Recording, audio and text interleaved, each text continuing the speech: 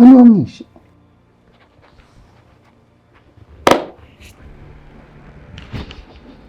Scott. Mana yanjye. Ibi nuko nayikubuje koko mvuga nti ibyakozwe birabaye. Kubera iki wantengusha? Naguze papa. Wumvaga umuntu yakora ikintu kibi nka kiriya kigata kirangira aho ngaho kikareka gukomeza. Ntabwo byari kubura gukomeza.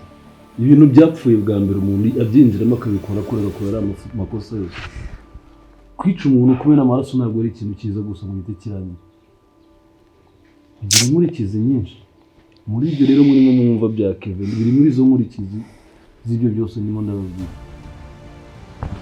Scott ukanguka ndindagiza ukigira nyoni nyinshi Scott ariko mana ariko buca kurobukuye hehe ko nyoko atabugira isaka batabugira umuntu wemera agaca bugufa agasaba imbabazi ari nawe uduteye ibi byose nkawe nk'ubu ibyo bintu ni kuzabimenya ryari ko wakomeje ubihisha mana yo mu ijuru Scott nubwo habayeho ibintu byo gusabana imbabazi no kugira gute ariko ikintu cyo gukora amaraso ntabwo nzi ko kizakugwa amahoro mwana wanjye ubu koko ubu polisi ntabwo iri ikomanga ku muryango ubu koko ni iki cyama icyizere ko ngufite mwana wanjye ko naringize Imana ngira ngo tugiye kuba umuryango mwiza nanone dusubire twibuka uko twabagaho kuva kera naba ngiye gukubura nagana hehe Scott mwana wanjye biguhamye nagana hehe oya nako bizamuhamara waranabikoze ye baba mana yo oya mama soya mana kubera iki byose byabaye koko mwana wanjye papa Scott nureba ibi byose si wowe nabwo abanyirabayazana wo gukora ibintu by'ubugome biraho by'indengakamere dore indi waribyaye nibyo nyine mana we ntaho ndi we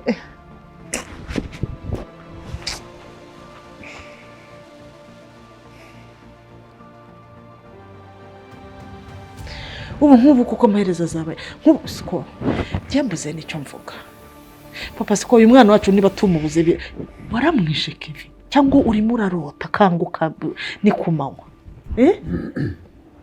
Scott ubwawe uratinyuka ukora amaraso umwana nibyariye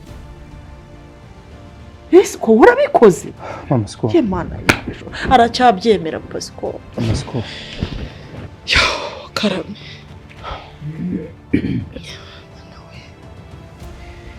ibi byose ni igitera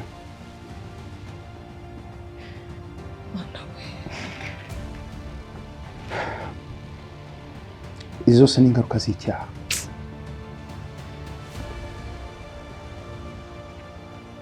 ibi byose ni ingaruka z'icyaha unazi ko ibintu byarangiye none nyumvira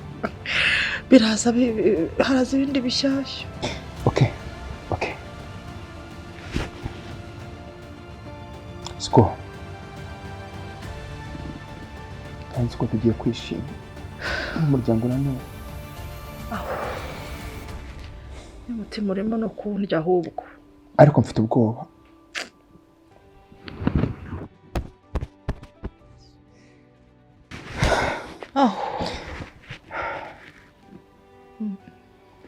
ariko tuhagarare mu kigabo Scott ugomba gukora buri kimwe cyose ntabwo ugomba kuva hano ngo ntaho agiye agomba kugera gute papa Scott ndashaka umuryango wanjye wongera ugasubirana mama Scott ayewe umuntu bakandagijemo ejo bundi muri gereza ubu ngubu kuba araje hano bari mu iperereza ryimbitse ntabwo ibi bintu byamusiga amahoro papa Scott ibyo byaba bimeze nko kwikirigita ugaseka ari we wikirigise nta muntu ugusekeje urumva ahubwo ntabwo tumufite no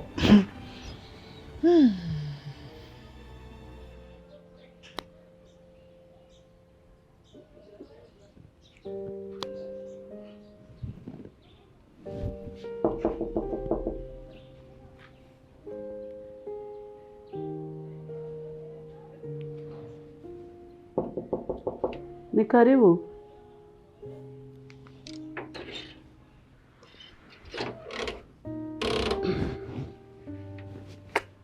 Tracy.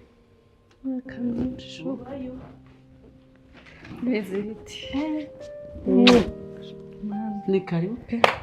None se hahindutse byagenze gute? Nyuma y'imyaka. Kandi ntacyo. Nyuma y'imyaka ntakugeraho. Bimeze bite? Ni byiza rero. Ubwo ari wowe. Umeze ute se? Meze neza. Sinzi ukuntu mbitekerejeho ndavuga reka nze. Niyizire njye. Ahubwo ufite ikikuzanye. Si ubwo urumva nabangenzwa n'akantu kamwe ko kugusuhuza gusa. Nizaniye amakuru njyewe nabonye utari kuza ndavuga reka njyewe niyizire. Rero ukuntu byagenze. Nabyemeye. Ndumva ntazi ukuntu umeze. Wongeye gukora ubukwe. Nashyushye cyane kandi ntumbwire ibiki. Ubugiye gukora ubukwe ntabwo kimenya no gutera inkuru neza. Urimo urambwira ingingo z'amakuru wavuze amakuru arambuye neza umuntu akamenya ibyo ari byo. Nukuri nabuze aho mpera urumva nyine mva kumubwira ubundi ukuntu byagenze. Uziri yambwiye ngo tugomba gukora ubukwe. Ako nanjye mbitekerejeho neza mani numva ndashyushye. Tugomba gukora ubukwe. Tukakora umurenge hagashya koko. Ubu ngo tugiye gukora ubukwe. Mubahangaka. Umurenge gusa. Ubu se hari umuhungu wanteye inda ngo ndi kwirukanka. Hari mu diaspora ugiye kuntwara ngo ni umunyamahanga ku buryo duhita tugenda. Ndakubwiye ngo full package. Ubukwe. Agatimba. Igihe yahereye bishaka. Yarakwinjiza mu mukoro umurenge warazi. Ukuntu bigenze kugira ngo nawe abyiyumvemo. Gusa nukura ni Imana ibikoze ni Imana kuko we urabizi ukuntu yari yafasha akavuga ngo dukore umurenge gusa. Ako nanone ntabwo nyene gukora umurenge gusa. Umukobwa batayateye inda ngo ndi kwirukanswa mu rugo wapipe. Ubu rero ndashyushye. Hahiye itegure. Genda shaka kumenya ubwo noneho nge nukugufasha iki? Cyo nshinzwe n'iki? Kuri marene se urumva hari ikindi? Kuri marene tugiye gutangira tutigite. Wabanje gukora ubukwe. Ibyo nibibareba. Twebwe tuzanzakoresha wowe. Marene wundi nta wundi mfite. Nose ko mukuru wanjye yibereye hanze urajya ngo nzakoreshe nde? Ngewe ariko numva kwita imfubyi. Cyewe ubu ngubu mbashyushye birangiye. Urabizi ko mba mbashyigikiye. Nuko nabwo na gripe naho ubundi kuvuga story bitaryoshye. Bitaryoshye kubyumva neza uburyo byemeza uburyo ngiye gukora ubukwe. Imana ubukwe. Ugiye gusara utaranabukora. Ubukwe we. Uziko najyaga mbyumva nkabyumva nko mu ntuse nk'inkuru abandi baba bari kuvuga gutyo gusa. Ariko ngiye kwambara ikanzu we ubukwe. Ngira ngo nawe nanubwo uzava muri iki gihugu. Oya. Gusa nyine ngewe Tracy urabizi ko mba mbari inyuma. Ndabashyigikiye kandi cyane. Imana ntabwo icyubahiro. Umva ngomba gushyuha ngomba uburyo nashyushye nk'umukobwa wari wagumiwe se. Sikwagira ngo nujuje 30. Ubundi ubu ni wowe ujya bunuru urimo kuyigenda kutaranuza da. Ose mbigirene. Ariko ntari bindugiyemo uko byagenda kose. Yego. Ubwo nyine amatariki n'ejo bundi turi kubyigaho. Turashaka kureba umurenge uri hano hafi pe. Ariho tuzajyamo. Hanyuma umva dotes nukureba amagarden arenze ariko ndabizi ko nyine nubwo nta mafaranga Chris afite menshi ntago nanjye ngomba kumushaho umutwaro. Ibyo narinze kukubwira.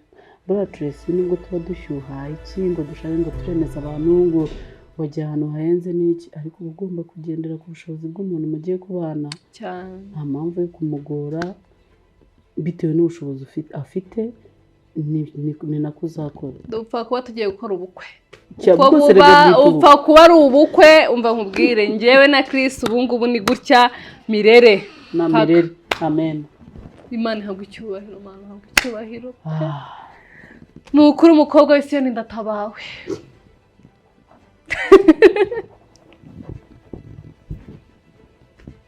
Ndatabawe ntabwo wakumva ibyishimo nuzuye ngewe umutima wanjye.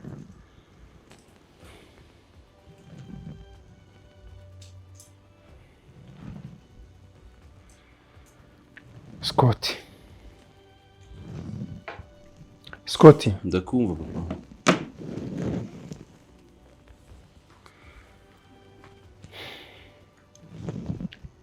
hari ikintu kimwe nshaka gusaba kandi unyumve. Scott, nkigusabye mfite umutima umenetse, mfite umutima ujanjagutse Scott, ndakwinginze kandi unyumve.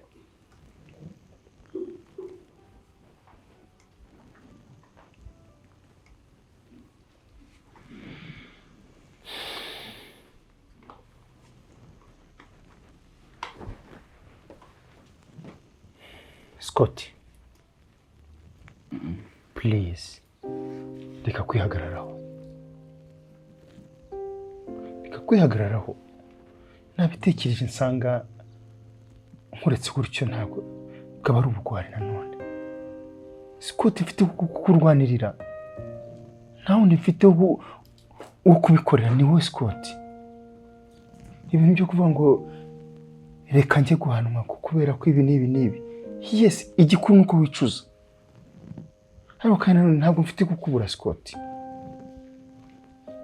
Hari ahantu kujyayo icyaha cyarakozwe, kujyayo ni ugukatirwa Scott. Mbabarira muhungu wanjye, mbabarira. Igishoboye gutangwa cyose, icyo nakora cyose ndagikora, igitambo icyo ari cyo cyose ndagikora, ndagitanga, ariko umbabarire uve mu iki gihugu, ndakwinginze. Ntugire ikibazo cy'amafaranga pe, amafaranga turakora kugira ngo adufashe, ntabwo ari tuyafata Scott.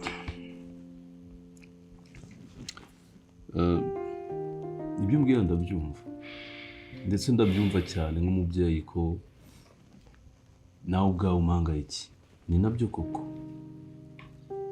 ariko nanone aho naba ngiye naho ntabwo naba ntekanye. Ariko wahumekaho. Ndabyumva. N'ubundi iyo gereza ngiye kujyamo nta burenganzira bwo gusohoka nzaba mfite, nta burenganzira bwo gukora ibyo nemerewe nzaba mfite. Namwe muzaza kunsura ku masaha bahaye gusura. Naho rero bitandukanye n'ayo mahanga uri kumbwira ngo njye guhungiramo, nabwo ntazabasha kuza ngo nze kubareba igihe mwagize ibirori. Nta kibazo ari kuri Free Scott. Ntazabasha kuza ngo nze kubareba igihe mwagize ibyago, cyangwa mama yarwaye cyangwa we warwaye. Mutazagira ikintu na kimwe ngo mbe nemerewe kuza kubareba. Nanjye ubwanjye muranihishe ntisanzuye, nta n'ikintu nshoboye kwikorera. Ariko twakugeraho Scott. Papa, ibyo bintu bibiri nta hantu hamwe bitandukanye, ahubwo icyiza gihari dore ni iki: icyaha cyarabaye naragikoze, yewe sina kimwe, kandi buri icyaha cyose kigira ingaruka n'inkurikizi yacyo. So mwihangayika rero ngo bikomeze bibatera ibibazo, bitume munanirwa mu mitwe, muracyafite igihe kinini. Ahubwo reka nmusabire ikintu kimwe: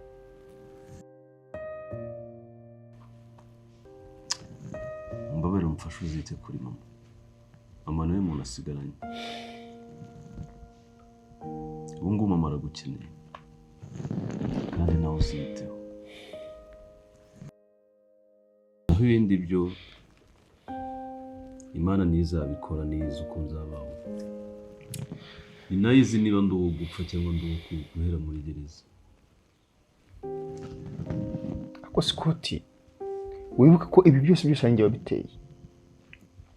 Ntagize icyo nkora buri gihe nsanya ntekereza ko ari njye watumye ujya mu hariya. Scott, ndishinja ibyaha. Scott, ndishinja ibyaha.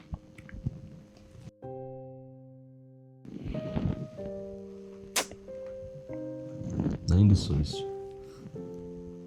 Nibyo ndi vuga ngo amazi yarenze inkombe, n'ubundi yamaze kurenga inkombe, byarangiye. Ahubwo mwiyakire ko mugomba kujya muza kunsura buri gihe. Scott, ntabwo ndava ku izima, ntabwo ndava ku izima. Ubitekerezeho umbwire, nditari gukora buri kimwe cyose.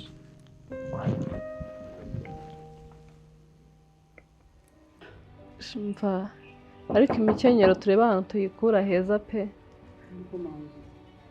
Ni karibu. Ntabwo wafunze?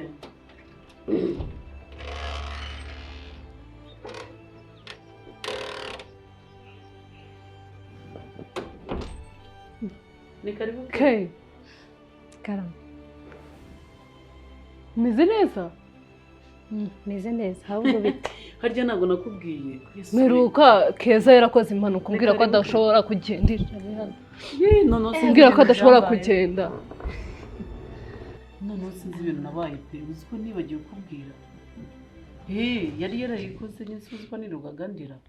Ariko nyine yarakize. Shake Imana ishimwe pe kandi nukuri I'm sorry kuba ntarakugezeho urwaye. Shana nari mfite ibintu byinshi cyane mpugiyemo byatumye ntahagera. Igira hino n'umwanduza ya mandrine. Maze ari wowe nyanduza. Nta kibazo ngiye kugeze nyapfa gufatwa neza. Okay fine. Kwanduza nyine natwe tumere kimwe. Hari ikibazo se ngewe? Shake no kuri Imana ishimwe pe. Nawe ubundi Tracy nta kibazo. Utarangezeho nyine nta kundi bibaho. Ariko nyine nabaye muzima urabona ndagenda nta kibazo. Ahubwo rero nenje kukureba gatoya kugira ngo mbashe niheshe umugisha ndabizi nta hantu napfa kujya nacango nkubwire. Narebaga imico uriho niyo kugenda ugeze mva ubumve ngo nafunze umwuka. Kwa kundi umuntu avuga ati ndawubanye nyine ndagiye ikiba kibe. Nafunze umwuka ubu ngiye kwa mama Scott gusaba imbabazi. Mva ni gusigara umfatira iry'iburyo gutyo uko hari iry'iburyo riba riri. Harya ni iburyo cyangwa ni ibumoso? Akanya numva bavuga ngo bafate iry'iburyo sinzi. Nafashe. Ubwo niri. Gashano kuri abantu nyine abantu nsigaye dufite imitima ikomeye. Somehow ukuntu nyine umuntu asigaye amenya ko yakoze ikintu kibi maze akamenya no gusaba imbabazi ni ikintu cyiza cyane rwose. Shangiye nubwo ntazi ibyo uko byagenze ibintu byose gusa no kwinda gushyigikiye pe. Ni byiza gusaba imbabazi. Gusaba imbabazi nyine ni byiza ugize amahirwe gusaba bakakubabarira. Nibwo bwoba mfite bw'uko ndi buhabwe imbabazi ariko nyine ubu ndagiye. Turasigaye tugusengera sibyo rero? Cyane. Ariko uruzi ko niyo utababarirwa ariko icyo kintu uba wakoze gikomeye kuruta ibindi bintu byose bibaho. Uzi kugira ngo umuntu ahaguruke ajye gusaba imbabazi binanira abantu benshi pe. Ni ukuri.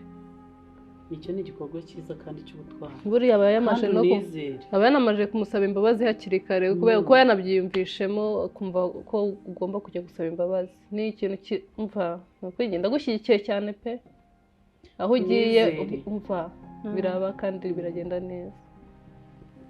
Nta kibazo mama nasigara ngusengera rwose iry'iburyo ndarifata.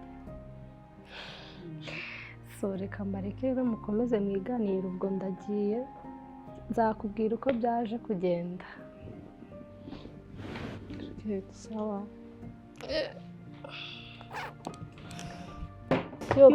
Oni yawe. Ahera kitamenetse. Tracy, sawa turi kumwe. Sawa sheri wanjye. Sawa ke gendana n'Imana. Yego. Kandi biragenda neza.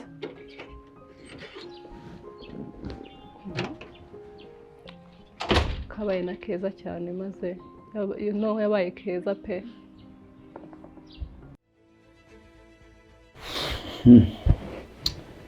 Buriya hari ikintu nashaka kongeraho ngo mbabwire.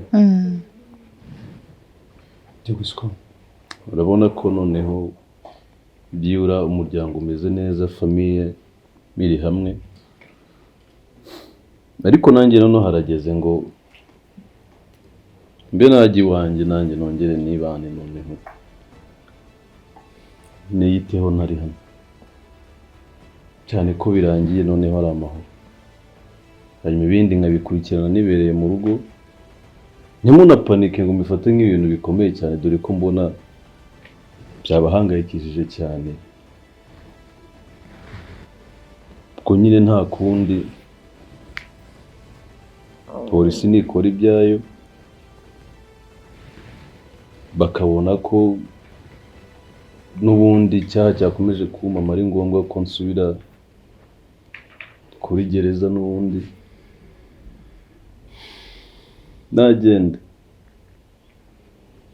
ariko mwishyuha mu mutwe ngo namwe mubigira ibintu birebire mwihe nimwiyime nawiyima umwima hari nyine nuko ubwo niko Imana iriwe yabipanze ni nako birigombe kurangira n'ubundi kuko byarabaye so Imana imbabarire ko byabaye narabikoze yumve ko nicujije imbere yayo n'imbere yanyu n'ababyeyi banjye ibindi ntizabisobanura siko kubyakira biragoranye biragoranye ariko ngomba kugenda kuko narabikoze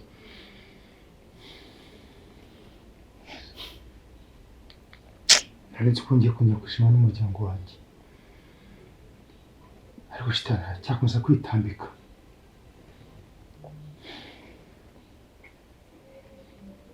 siko ntabwo igomba kuba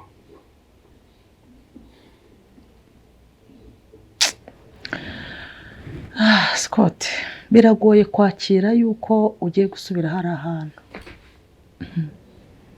birangoye pe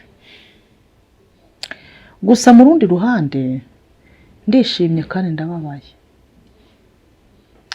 utishimishijwe n'iki rero nshimishijwe nuko nibura uyu munsi ugize umutima wo kubohoka ukaba wamenya yuko ugomba gusaba imbabazi buriya mbere warandushyaga cyane narakubazaga ukabica hirya ariko nkabona ko hari ikintu kibyihishe inyuma ariko ubwo wabohotse ukaba noneho wakwemera yuko ikosa warikoze buriya no mu ijuru Imana yabibonye ko wabohotse wavugishije ukuri kandi nyine wemera ibyaha no gusaba imbabazi reka dukomeze tubyereke Imana wenda hari n'igihe yanakubabarira da ukabona wenda ntibanagutware byose birashoboka kuva wabohotse ukihana hari igihe Imana yakugirira neza bakagutwara ayimene ntibagutware kandi ubwo bibaye ngombwa ko banagutwara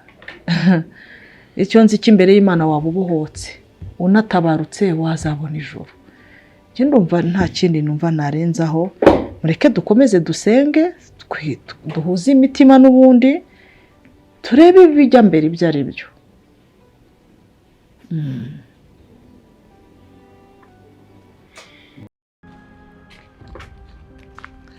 yo ntari bwiwe bikore gutyo ndaguhamagara mani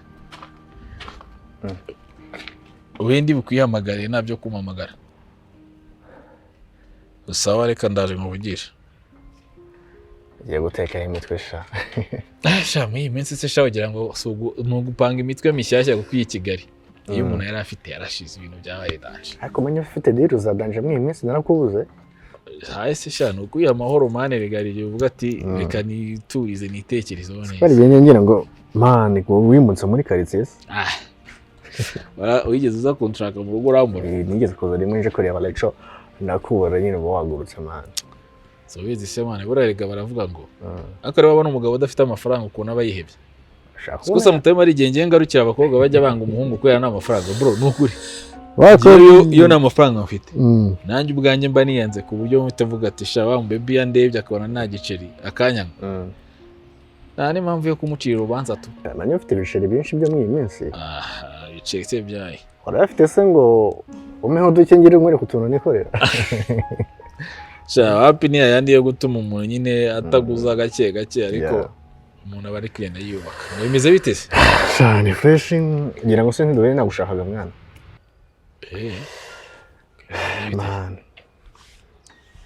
ndi mu bintu by'ubukwe man lele mu bintu byo gutegura ubukwe mukabura nawe uravuze ati Ebana kongs kabisa. Kongs. Icyo cyemezo rega kiba gikomeye kugira ngo se abasore twese turakigera. Uzana kongs byarangiye. Kuko bitekereje n'indaje. mfite ibisazi niba ari kungubu gutegura ubukwe bimera ni danje ndagira ngo mfashe rero ariko utankora nka bya bindi wamuze kuri anniversaire naragutumiye urirya nyine mbona hari ukundi kuntu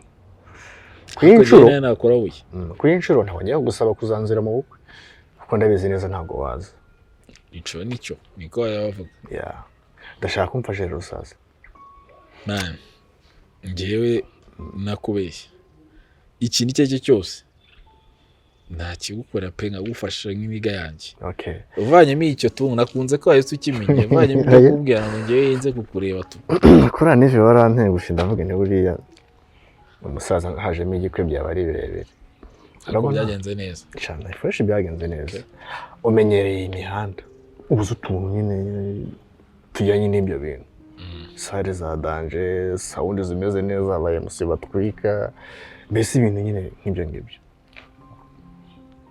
uramfasha iki hari ibyo ngibyo ahubwo bangure kugisubiza cyabyo ngewe niba ari abafotografe aba MC ibintu bya sound urabizi bya iboro n'ubundi nibyo bintu nibereyemo ngewe ahubwo twazapanga neza nkakwereka abantu mba nzi batwika kandi bari negotiable uvuga ngo n'ubundi nuko ntabwo twari bitatu bipuranengera ngaha byose mu muhanda ariko ushaka kuza aho mu cyangwa twajya n'ahandi hantu nyine nkakwereka details z'ibintu byose nkeneye ntabwo nkeneye ubukwe wenda bwa danje ngo nipase muri fu muri ibintu birenze ariko mana ubukwe bwa gisore tu bwaho bworoheje kandi bwiza upfa kwirinda kutazamera nk'abantu bafata inguzanyo kubera ubukwe mana ugakora ubukwe ushobora kwa fodinga nyine ubundi se ubukwe akaba ari ubwawe na baby n'umudemo wawe areba nuko nyine umuntu aba agira ngo ashimishe family yabona ko umwana agiye mu buryo bwiza ariko nyine nitsaze rero hano hari umuntu uri kumamagara byatari hari abona y'ingiye wenda twazapanga ngewe tugahuza nyine tukabibyara ntacyo uza kugira twaza no guhurira hamwe cyangwa ukansanga aho mutwe planning neza fresh man so ufite agashariraho bari mfata nkaho naje rero suni ndaba nkugeze sawa man yo bro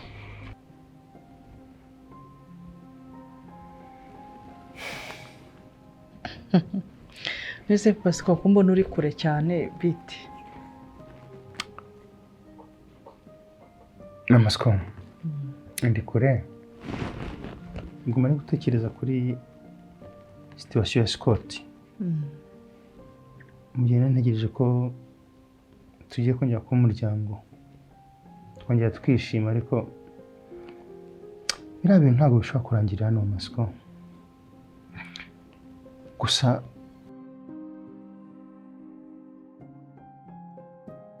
guhangayika rero wihangane ntukomeze kumwereka ko uhangayitse kandi umuhangayikiye ndabizi Scott turamukunda ni umuhungu wawe w'ikinege ariko kandi nanone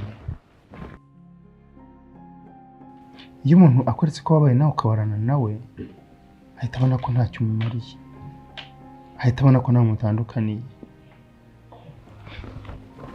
mu kumuhangayikira kwawe bigumiza mu mutima ariko bimwereka byibura biramuha ingufu byibura ntabwo biramuca intege n'aka kisere gatoya ngo kayoyoke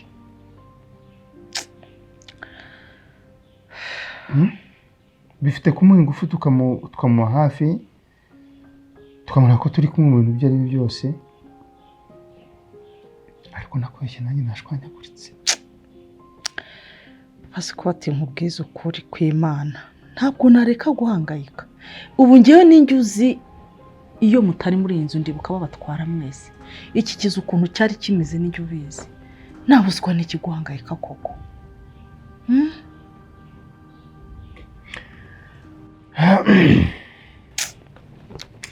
dufite rero kumera ko dukomeye kandi dukomeranye nawe kandi duhari kubwo kumukomeza mu Mascot gusa nawe iyo umurebye ariko urabona ko yacitse intege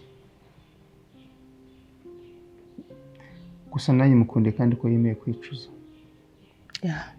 mukunde ko ahagaze ikigabo agategereza imyanzuro agategereza ikiri bube cyose urabona ko yiteguye kucyakira aho rero niho dukwiriye kumwereka imbaraga tukamubwira ko nyine nta kitagira iherezo nibyo buri kimwe cyose kigira iherezo, nta ntambara itarangira, nta nzira ndende itagirangira, hari aho igarukira, ariko reka tumube hafi. Gusa karibu injira, harafunguye. Se ninde hano mufitanye gahunda? Toka shitani ke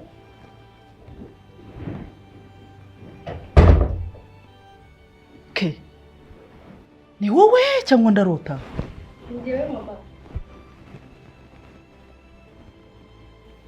Keza Imana ishimwe.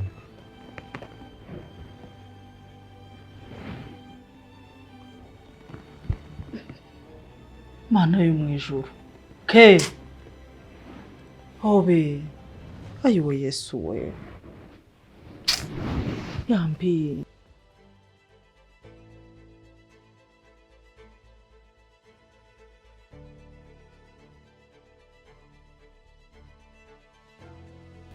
ni ukuvuga ngo buriya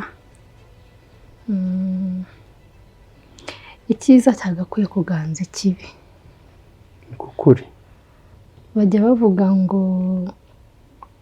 nyine buri kintu cyose kigira igihe cyacyo, buriya